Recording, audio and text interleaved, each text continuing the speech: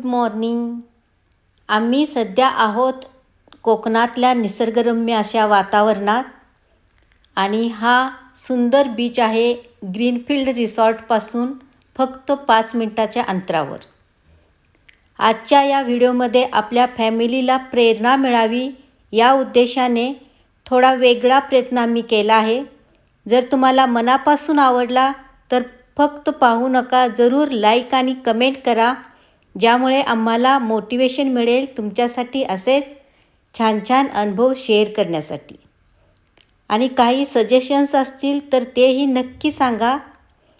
चला तर पाहूया आजचा हा आपला मोटिवेशनल आणि इन्स्पायर करणारा ग्रीनफील्ड रिसॉर्टमधील 2 प्रेरणादायी महिलांचा प्रवास.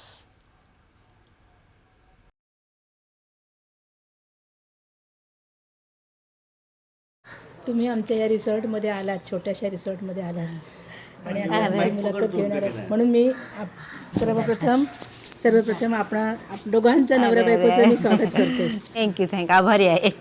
नमस्कार मंडळी, स्वागत आहे आपल्या सेकंड इनिंग्ज ऑफ लाईफच्या परिवारामध्ये. आजचा आपला ब्लॉग एकदम वेगळा असणार आहे. पहिल्यांदाच मी या पद्धतीने इंटरव्ह्यू घ्यायला लागले. आत्ता आपण आहोत कोकणातल्या ग्रीनफील्ड रिसॉर्टमध्ये, ज्या ठिकाणी गेली 17 वर्षे आम्ही प्रत्येक वर्षी येतो आणि वर्षातून 1-2 वेळा येऊन ह्या ठिकाणी भरपूर असं रिलॅक्स एन्जॉय करून जातो.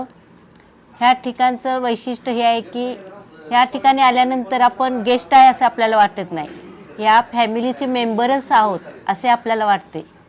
आणि असे वाटणारे भरपूर यांचे असे गेस्ट आहेत. खूप छान असं यांनी डेव्हलप केलेलं आहे हा रिसॉर्ट. नावाप्रमाणेच हे ग्रीनरीने असे पूर्ण असे भरलेले आहे. आणि ह्या ठिकाणी गेस्ट येताना म्हणजे त्यांना बुकिंग करून यावं लागतं, एवढी गर्दी असते इथं. आणि बुकिंग जर नाही मिळाले, इतरत्र राहिली, तर खास जेवण करण्यासाठी ते येथेच येतात.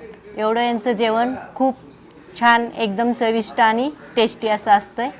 मेन म्हणजे यांची फिश फार एकदम उत्तम असे फ्राय, फिश करी आणि सोलकढी खूप छान असे बनवतात. आणि फक्त जेवणच असे नाही तर इतरही त्यांचं जे प्रेमाने आपुलकीने वागणं आणि सर्वांना फॅमिलीप्रमाणे वागवून त्यांना व्यवस्थित रिस्पेक्ट देऊन राहणे, हे जे या ठिकाणची विशेषता आहे. येथील सर्वच लोक त्या पद्धतीने वागतात, त्यामुळे लोक परत पुन्हा पुन्हा इकडे येतात. आपणाला माहीतच आहे की आपण आपला चॅनेल हा मोटिवेशन देण्यासाठी, प्रेरणा देण्यासाठी चालू केलेला आहे. आम्ही सिनियर सिटीजन असून आता हा चॅनेल चालू करण्यामागे हीच मेन आपण फोकस हाच ठेवला आहे की आपण दुसऱ्यांना प्रेरणा देऊ. रिसॉर्टची जबाबदारी सांभाळून नेहमी हसतमुख असणाऱ्या ह्या दोघीविषयी खूप असे कुतूहल असल्यामुळे अचानक काल मला वाटले की आपण ह्यांचा पूर्ण प्रवास, ह्यांची मुलाखत घेऊन सगळ्यांपर्यंत पोहोचवावी. घर सांभाळून आपण काहीतरी करू शकतो ही प्रेरणा मिळावी, यासाठी आज ह्यांची मुलाखत मी घेत आहे. नमस्कार काकी. नमस्कार वहिनी. नाव साधना जगन्नाथ डोंगरे. ओके. माझं लग्नाच्या अगोदरचं माझं जीवन सगळं मुंबईत गेलं. परंतु नंतर मी गावात आली. थोडी वर्ष मी राजकारणामध्ये पण होते. मी सरपंच, पंचायत समिती सदस्य, हे सगळी पदं भूषवून अरे वा, नंतर आता मी ह्या व्यवसायामध्ये पडली. अरे वा, छानच. म्हणजे तुम्ही सरपंच पण झालेला. हो, 5 वर्ष सरपंच पद, 5 वर्ष पंचायत समिती सदस्य होते. आणि 2005 मध्ये साधारण आमचं हे सुरू झालं, रिसॉर्ट सुरू झालं. आणि 2007 मध्ये मग मला शासनाचं निवास आणि न्याहारी योजनेचं लायसन मिळालं. ओके. आणि मग आमचं हे अधिकृत झालं. ओके. अशी सुरुवात झाली आमच्या या व्यवसायाला. वहिनी तुमची सांगा, थोडक्यात ओळख द्या. मी सौ मनीषा ज्ञानेश्वर डोंगरे. ओके. मी पण एक म्हणजे खेडेगावातली मुलगी. मग माझं पण म्हणजे बालपण असं शेती म्हणजे बालपण चांगलं गेलं. त्याच्यानंतर आपलं शेती व्यवसाय हे करू, आणि त्याच्यानंतर आपलं माझ्या आई वडिलांनी माझं लग्न करून ह्याच्यात दिलं. ह्याच्यात दिल्यानंतर 4 वर्ष आमची आपली अशीच गेली की घरकाम करणं हे करणं. आणि त्याच्यानंतर आमच्या ह्या दिरा जावानी हा व्यवसाय सुरू केला. त्याच्यामुळे ह्या व्यवसायात आम्ही आपली प्रगती केली. आणि आमचं आपलं मुलाबाळांचं शिक्षण म्हणा, सगळ्यांचं कुटुंबाचं हे करण्याचं हे आम्हाला खूप चालना मिळाली ह्या व्यवसायामुळे. बरोबर आहे. इथपर्यंत म्हणजे मेहनतीने तुम्ही इथपर्यंत पोहोचलाय. कष्टाने मॅडम कष्टाने पोहोचला. म्हणजे मेहनत घेतली, लोकांची पण चांगले हे घेतले की लोकांना रिस्पेक्ट देऊन, म्हणजे एवढ्या लांबून जो कस्टमर आमच्याकडे येतो त्याला पण काहीतरी रिस्पेक्ट शेवटी द्यावाच लागतो. मॅडम आम्ही हे त्यामुळे म्हणजे एवढी जी डेव्हलपमेंट झाली रिसॉर्टची त्याच्या मागे मेन कारण म्हणजे तुमचं प्रेमाने आपुलकीनं वागवणं हे मेन आहे. कायम आम्ही पाहिलेच आहे. कायम म्हणजे आम्ही 2005 पासून इथे येतोय जवळजवळ. आणि तेव्हापासून नवीन होतं रिसॉर्ट. आलेला कस्टमर असा म्हणजे घरच्यासारखा कस्टमर झाला. म्हणजे तो म्हणतो की आम्ही इथे रिसॉर्ट मध्ये नाही आलो, की आम्ही इथे घरामध्ये आलो. असंच फिलिंग होतं. इथं आल्यानंतर सेम असंच वाटतं. अशा तऱ्हेने आम्ही आपला हे व्यवसाय हा सुरू केला. ह्या दोघी जावा आहेत, परंतु इथं आल्यानंतर आम्हाला फील होते की बहिणीसारखंच ह्यांचं पूर्ण वागणं असतं. म्हणजे तुम्ही किती जण आहेत याच्यामध्ये फॅमिलीमध्ये? आमचं म्हणजे 6 भाऊ, म्हणजे 6 भाऊ हे. आम्ही 6 जावा आणि आम्ही सगळे एकत्र या पिढीला सुद्धा. आणि ह्यांची मुलं सुना सुद्धा ह्यांना भरपूर म्हणजे मदत करतात. सगळ्यांची मदत असते. काका वगैरे सगळी स्वतः पुढे होऊन सगळं करत असतात. परंतु मेन महिलांना प्रोत्साहन देण्यासाठी आपण हा ब्लॉग करतोय. त्यासाठी आपण हे काकी आणि वहिनींची या ठिकाणी मुलाखत घ्यायला लागलोय. तर रिसॉर्ट कसे चालू झाले सुरुवातीपासून तुम्ही आता सांगितलंच ना, सुरुवात स्टार्टिंग कसं झालं ते. मग चालू करताना तुम्हाला काय काय अडचणी आल्या त्याच्यामध्ये? सुरुवातीला आम्हाला ही प्रेरणा कशामुळे मिळाली तर आम्ही समुद्राजवळ राहतो आणि आमच्या ह्या भागामध्ये संपूर्ण वाळूचे डोंगर होते पूर्वी. तर ते वाळू भरायला ना ट्रक यायचे त्यावेळी, मोठ्या प्रमाणात ट्रक यायचे. परंतु त्या ट्रकवाल्यांना जेवणाचे अतिशय हाल व्हायचे, त्यांचे जेवणा खाण्याचे, त्यांना म्हणजे आंघोळीचे वगैरे. तर अशा वेळी आम्हाला कोणीतरी सुचवलं की बाबा त्यांना तुम्ही जेवणाची व्यवस्था करू शकाल काय, तुम्ही जेवणाचं करेल. परंतु त्यावेळी काय होती परिस्थिती की माझी मुलं लहान होती, लहान होती, शाळेत जायची.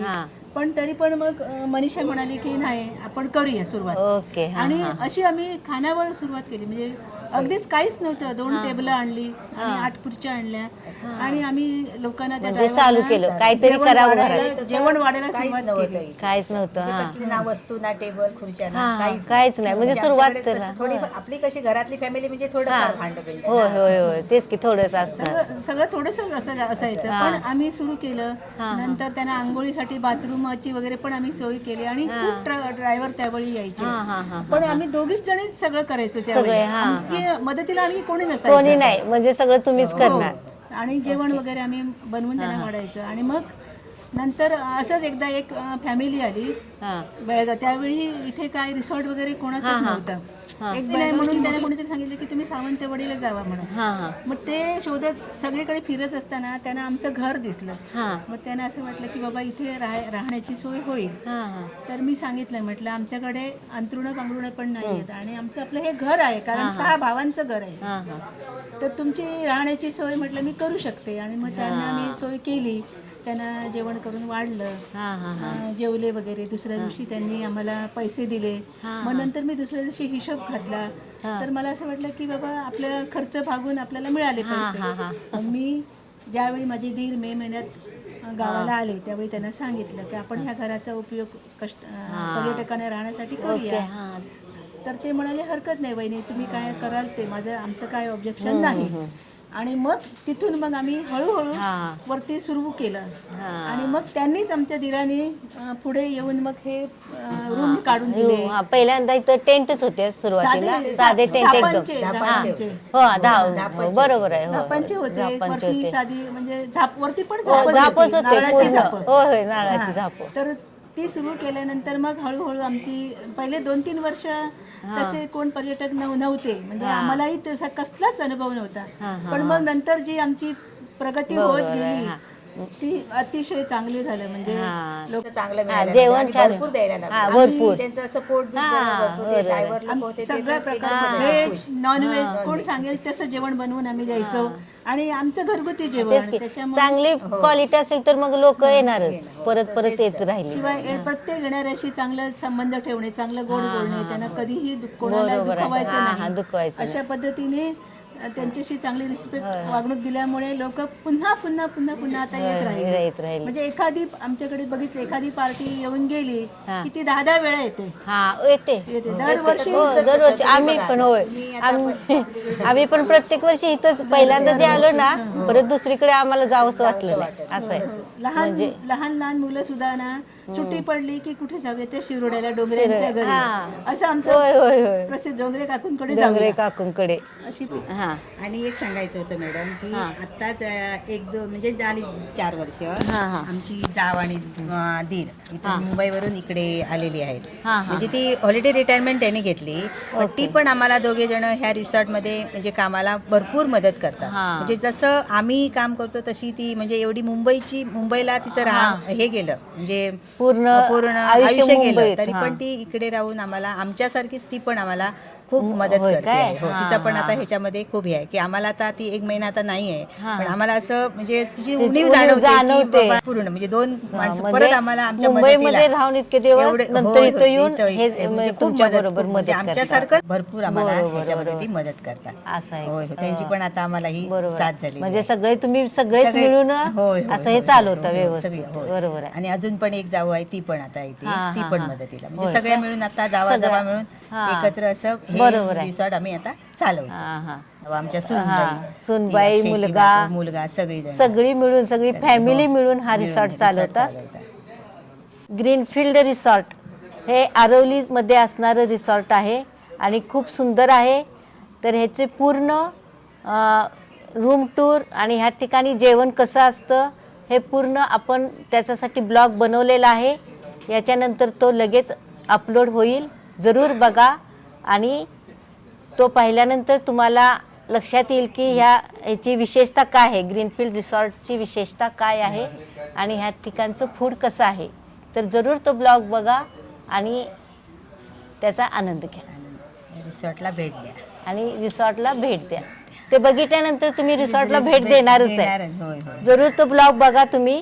आणि तो बघितल्यानंतर पण कस्टमरला थोड्या वाटणार की अरे बाबा ह्या रिसॉर्टला आम्ही गेलेलो आहोत राहिलेलो आहे खरोखरच हे resort असं आहे आणि जे कस्टमर इथे येऊन गेले त्यांना तरी पटणारच आहे ते की त्यांनी अनुभव घेतलेला आहे आणि ज्यांनी घेतलेला नाही त्यांनी जरूर अनुभव घ्या. खूप छान असे हे रिसॉर्ट आहे आणि याची पूर्ण टूर तुम्हाला पुढच्या ब्लॉगमध्ये जरूर बघायला मिळेल. पहा आणि जरूर या ठिकाणी येऊन अनुभवा. घर हे सगळं रिसॉर्टचं काम आणि हे सगळं सांभाळताना हे सगळं बॅलन्स कसं करता तुमचं पण आणि तुमचं दोघींचं पण सांगा. हे बॅलन्सचं काम तुम्ही कसं करता पूर्ण? सुरुवातीला म्हणजे पर्यटक ज्यावेळी यायचे आणि त्यावेळी आम्हाला जरा त्रास व्हायचा कारण आम्ही दोघीच जणी करायचो. दोघीच जणी असल्यामुळे मदतीला तसं कोणच नव्हतं. बरोबर. मुलं परत लहान म्हणजे शाळा पण बघायची आणि पोरांचा रात्रीचा अभ्यास पण बघायचा आणि जेवण पण बघायचं. त्यावेळी त्रास व्हायचा पण आता आम्हाला जेरी पहिल्यापासून आम्हाला जेरीची साथ आहे. जेरीचं पण खूप कॉलेज करून मग 12वी पर्यंत तो मग इकडे त्याच्या आईने असं हिला सांगितलं की याला पण काहीतरी ठेवा मदत करण्यासाठी. पण आता सुरुवातीपासून आहे जेरी सुरुवातीपासून आमच्याकडे आहे. जेरी इथं नेहमी म्हणजे पूर्ण व्यवस्थापनात अशी मदत करणारा आहे मुलगा. खूप चांगला म्हणजे तो लहान असल्यापासून आम्ही त्याला बघतोय. आम्ही कस्टमरशी रिस्पेक्ट देतो ना कस्टमरला हे देतो तसं त्याचं पण कस्टमरशी खूप रिस्पेक्ट खूप क्लोज असं त्याचं हे असतं सगळं. कस्टमरचं रिलेशन फार छान आहे. बुकिंग जर घ्यायचं असेल तर त्याच्या मोबाईलवर पण लोक कस्टमर बुकिंग घेतात. होय होय होय. कस्टमरशी सगळे फार म्हणजे छान आहे त्याचं म्हणजे वागणं हे जेरीचं पण एक आणि मेन. जो त्रास पूर्वी आम्हाला व्हायचा ना तो आता नाही होत कारण आता कसं माझ्याकडे नाही म्हटलं तरी 6 कामगार आहेत. हो आणि आम्ही दोघी, माझी सून, असं आम्ही सगळीच मिळून आता तुम्ही करता. सगळेच आम्ही करतो. करतात. त्याच्यामुळे आता काहीच नाही, काही वाटत नाही. म्हणजे तेव्हा आम्हाला त्रास व्हायचा, पण जे आम्ही असं म्हणजे एकदा एक काम केल्यानंतर जर असं झोपला, आराम केल्यानंतर माणसाच्या डोक्यात कसे अनेक विचार येतात, अनेक बरोबर काहीतरी दुःख सुख असं म्हणजे कुठे हे दुखतं ते दुखतं याचा त्रास व्हायचा. पण ते कामाच्या ह्याच्या तेव्हा आम्हाला कसले डोक्याला टेन्शन यायचं नाही, कोणाचे विचार यायचे नाही. बरोबर. त्याच्यात त्यात असं एंगेज राहिल्यामुळे तुम्हाला डोक्यात काही यायचं नाही. त्याच्यामुळे तो आमचा वेळ आपला जिथे कामातच आपला व्हायचा, म्हणजे कोणाच्या गोष्टी नाही, कोणाच्या ह्याच्यात नाही, काय नाही. हे मेन हा म्हणजे खूप पॉझिटिव्ह असा पॉइंट आहे हा. म्हणजे दुसरीकडे काही लक्ष जात नाही आणि पूर्ण फोकस ह्याच्याकडे. की त्या ह्याच्यात आम्ही हे व्हायचं नाही, की आपल्या कामात वेळ जायचा. आणि त्यामुळं इथपर्यंत आला. आता जर महिलांचं काय आहे म्हणजे रिकामा वेळ भरपूर असतो. रिकामी असलं की बघा कसलं कुठलं तरी एखादं कोणी काहीतरी बोललं तर माणूस त्या ह्याच्यात तेच गुंतून माणूस आणखी माणूस भ्रमिष्ट होतो. म्हणजे कामात असला की माणूस ते कोण काय बोललं ना तर माणूस ते सोडून देतो. करेक्ट आहे. गुंतून राहत नाही. ते मेन. बरोबर. आणि एवढं सगळं करत असताना तुम्ही मुलांना सुद्धा खूप छान शिकवलं. आता सगळे इंजिनियरच आहेत. तुम्ही यांची 2 मुलं आहेत, इंजिनियर आहेत. काकींचं पण आम्ही चांगले मुलगा इंजिनियर आहे आणि सुना पण सगळे शिकलेले आहेत. म्हणजे एज्युकेटेड अशी फॅमिली हे केले. ते पण आम्ही एक चांगलं हे हा केलं की तेच की फक्त ह्याच्याकडेच लक्ष दिलं नाही. केलं नाही. आणि मुलं पण आमची त्यामध्ये ह्याच्यामध्ये आम्हाला खूप मदत करतात. एवढी ज्यावेळी शिकली गर्दी वगैरे असते ना, झाली, तरी खूप गर्दी असली की भाजणी म्हणा, ती सगळी मुलं आमची आम्हाला सांगायची गरज नाही, स्वतः येऊन सगळी मदत करतात. सगळी करतात, सगळी मिळून करतात. हे मेन तुमचं हे आहे, ह्याच्या मागचं रहस्य. एवढं पूर्ण असं आणि हे कसं सांगा मॅडम, आपलंच आहे. आपण बाहेर जाऊन कुठेतरी एका महिन्याने कुठेतरी आपल्याला पगार भेटणार, त्याच्यापेक्षा आम्ही इथल्या इथे राहून आम्हाला रोजच्या रोज आमचं काहीतरी आम्हाला लक्ष्मी आपल्या घरी येते. ह्या गोष्टीचा आपण विचार केला पाहिजे की आपण चांगलं म्हणजे बाबा चांगली सेवा केली पाहिजे, चांगली दिली सेवा दिली पण पाहिजे. बाहेर जाऊन पण माणसाला एवढं असं महिना कुठेतरी एक महिना भरणार तेव्हा माणसाचा इन्कम मिळणार. आपल्याला हा विचार मेन आहे. हा विचार मेन की इथे राहून आपल्याकडे कस्टमर येतात तर आपण त्यांना चांगलं हे दिलंच पाहिजे ना. मग रोजची आपली रोजंदारी त्याच्यातून आपल्याला चालेल, रोजचा पैसा आमच्या हातात यायला असा विचार प्रत्येक महिलेने केला पाहिजे. असा विचार कारण त्यातून तुम्हाला ऊर्जा मिळते. हे करण्यामागची मेन ऊर्जा त्यातून उत्साह आमच्याकडे कशाला आम्हाला म्हणजे हे करायला मिळालं नाही की बाबा माझ्याकडे आता पैसे नाहीये कसली वस्तू घेणार, तर असे आम्हाला कधी कमकुवत वाटलं नाही. काहीतरी पटकन कुठेतरी गेलो तर आम्ही पटकन कसे पैसे खर्च करून म्हणजे समजा ही एक वस्तू आवडली तर ती वस्तू घेतली. शेवटी आपल्या मेहनत ना, म्हणजे मेहनत करायला पाहिजे. मेन म्हणजे फक्त कष्टाची तयारी पाहिजे. कष्टाची तयारी असेल तर आपण काहीही करू शकतो. फक्त महिलांनी ते लक्षात घेतलं पाहिजे. घर आणि मूल चूल हे सांभाळून नाही होत. कारण आपण दुसऱ्याच्या नवऱ्याच्या ह्याच्यावर राहण्यापेक्षा आपण आपला स्वतःच हे काहीतरी बरोबर आहे. स्वतःच्या ह्याच्यावर पण हे केलं पाहिजे, म्हणजे फोकस केला पाहिजे. आणि महिलांनी जर ठरवलं तर महिला काहीही करू शकते. फक्त तिला जिद्द पाहिजे आणि मेहनत करण्याची तयारी पाहिजे. हे एक मस्त उदाहरण आहे इथं. आणि वाणी चांगली पाहिजे. वाणी चांगली हे मेन आहे. नेहमी इथं आल्यानंतर सगळं प्रत्येकाशी आदराने बोलावं, प्रत्येकाशी आदराने वागावं आणि चांगलं त्यांना जे पाहिजे असेल ते आपण करून घातलं की लोक पण खुश होऊन जातात ना. आता कसे सांगा मॅडम, आमचा जो कस्टमर येतो ना तो पहिल्यांदा बघा तिथे कुणी पुरुष असू दे त्याला विचारत नाही की काकी कुठे गेले. हे आमच्या मोठ्या जावेचं ते महत्वाचं काकी सगळे काकी कुठे आहे हे आधी पहिले विचारतात. ते यांचे दीर म्हणजे आमचे दीर म्हणणार की काकी कशाला पाहिजे, मी इथे आहे ना. नाही, काकींवर फार हे आहे, लोक फार म्हणजे काकी करत असतात. पहिल्यांदा काकींचं म्हणजे तेच की. आणि तिच्या ह्याच्या सहवासात राहून तुम्ही पण तुमच्या दोघींचा पण स्वभाव सेम आहे. माझा पहिला स्वभाव असा हेच होता, तापटच होता, असं पटकन मी बोलायची. पण हिच्या सहवासात आल्यानंतर ना म्हणजे असं वाटलं की ती जर बाबा अशी वागते तर आपण कशाला नाही बघ. माणूस स्वभाव पण आपले बदल करू शकतो. हे पण आहे. मग तिच्या सहवासात तिच्या ह्याच्यात राहून मी पण खूप काहीतरी माझ्या जीवनाचं म्हणजे मी काहीतरी चांगलं हे केलं. हा मेन पॉइंट आहे. हे असं सहवासातून असं शिकलं पाहिजे. फार म्हणजे हे उदाहरण फार छान आहे. माझ्या आता लग्नाला 37 वर्ष झाली, हिच्या लग्नाला 30 वर्ष झाली.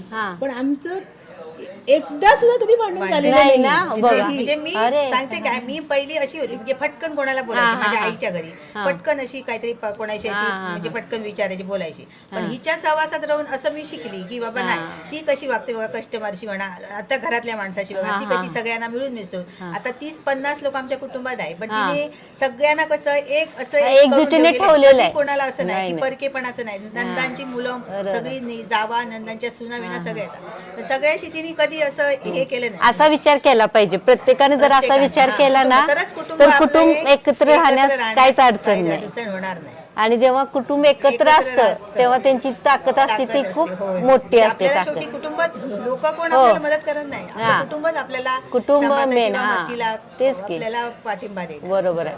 म्हणजे कुटुंबानं कसं राहिले पाहिजे हे सुद्धा यांच्याकडून शिकलं पाहिजे. आता हा रिसॉर्ट सध्या खूप मोठा म्हणजे एकदम सगळीकडे नाव झालेलं आहे. ग्रीनफील्ड रिसॉर्ट म्हटल्यानंतर सगळे ओळखतात. आरोलीमध्ये आहे, शिरोड्याजवळ. पूर्ण ह्याच्यामध्ये. आणि ह्या ठिकाणी असणारं जेवण सुद्धा खूप उत्कृष्ट आहे. तुम्ही सुद्धा जर कोकणाकडे येणार असाल तर ह्या ठिकाणी येऊन जरूर अनुभव घ्या. म्हणजे ह्या ठिकाणी कसे ते आपुलकीने, प्रेमाने आणि कशा पद्धतीने आपल्याला हे करतात. गेस्ट न मानता फॅमिलीप्रमाणे वागवून कशी त्यांची सर्व्हिस देतात, एकदा जरूर अनुभवा. आणि लास्टला सगळ्या महिलांना जर काही संदेश सांगायचा असेल तर काकी तुम्ही पण सांगा आणि वहिनी तुम्ही पण एक संदेश सगळ्या महिलांसाठी द्या. महिलांना संदेश सांगण्यापेक्षा आता मनीषाने जे काही कथन केलं तेच पुरेसं आहे. होय होय, तेच पुरेसं आहे. त्यावरूनच बरोबर आहे. तेच आहे खरं आपल्या ह्याच्या. म्हणजे नुसतं आपण काहीतरी एका माणसाच्या जीवावर राहायचं असं नाही. आपण पण शेवटी काहीतरी त्याला हातभार लावला पाहिजे, आपण पण काहीतरी मेहनत बरोबर. जिद्द ठेवली पाहिजे. चांगली वाणी ठेवल्यानंतर आपण पण काय कशात मग कमी नाही की आपल्या दुसऱ्याच्या ह्याच्यावर आपण महिला उदरनिर्वाह म्हणा, आपल्या मुलांचा उदरनिर्वाह आपण स्वतः करू शकतो. हे महिलांनी आधी पहिलं हे लक्षात घेतलं पाहिजे. बरोबर आहे. आजकालच्या महिला चांगले म्हणजे शिकतात, नोकरी करतात वगैरे आणि जबाबदारी पण सांभाळतात. परंतु ज्या काही महिला त्या घरी असतात त्यांनी विचार करावा की बाबा नवऱ्याच्याच उत्पन्नावर आपण न राहता आपणही स्वतः काहीतरी करावं. आपल्याकडे जिद्द आणि मेहनतची तयारी असेल तर आपण करू शकतो. जिथे कुठे व्यवसाय करण्याचं साधन आहे ना, मग तिथे त्यांनी ते करायचं. आता लाज वगैरे बाळगून हे नाही चालत. आपल्याला कोणतरी एक दिवस असणार, दुसरे 2 दिवस असणार. बरोबर. बरंच काय आपलं म्हणजे हसून काय तो आपल्याला देणार नाही ना. आपण कष्ट केल्याशिवाय तर आपल्याला बरोबर आहे. आपण जेव्हा कष्ट करणार तेव्हा आपल्याला मिळणार. तो हसायला असणार, तो का देणार नाही ना. ही महिलांनी हे केलं पाहिजे. बरोबर आहे. पुढे राहून आपला व्यवसाय म्हणा, आपली हे प्रगती महिलांनी स्वतः केली पाहिजे. बरोबर आहे. बघितलं पाहिजे. म्हणजे दुसऱ्यावर हप्ता अवलंबून राहण्यासारखं नाही. म्हणजे जे त्यांच्याकडे जे कोणतीही कला असेल त्यांच्या आवडीप्रमाणे त्यांनी करावं, पण काहीतरी त्यांनी करून आपला वेळ विनाकारण वाया घालवत नाही. बरोबर आहे. आम्हाला आता कसं झालं मॅडम, 4 दिवस जर 2 दिवस कष्ट आम्ही किती दमलो ना, तर एक दिवस जर मला तुमच्याकडे कष्ट पण असला ना तर आम्हाला असं कसं तरी होतं कसा वेळ जाणार. मोबाईल ते वेळ जात नाही. कसं आपल्याला 4 पैसे पण मिळतात, वेळ पण होतो आणि जसं आपलं वाढत असेल तर उत्साह पण वाढतो आणि छान वाटतं त्याच्यामध्ये. त्यामुळे सर्वांनी काहीतरी करण्याची जिद्द बाळगावी आणि मेहनत केले तर सर्व काही शक्य आहे. त्यामुळे जरूर तुम्ही याचा विचार करावा. आणि यासाठीच हा छोटासा आम्ही मुलाखतीचा ह्या ठिकाणी ब्लॉग हा केलेला आहे. जर तुम्हाला आवडला तर नक्की लाईक करा, कमेंट करा आणि असेच ब्लॉग बघण्यासाठी सबस्क्राईब सुद्धा करून ठेवा. आणि यापुढे असे प्रेरणा देणारे महिलांचे इंटरव्ह्यूज घेण्याचे सुद्धा आम्ही ठरवले आहे. त्यामुळे जरूर याचा अनुभव घ्या, आनंद घ्या. भेटूया लवकरच अशाच सुंदर सुंदर अनुभवासह. तोपर्यंत खुश रहा, आनंदी रहा.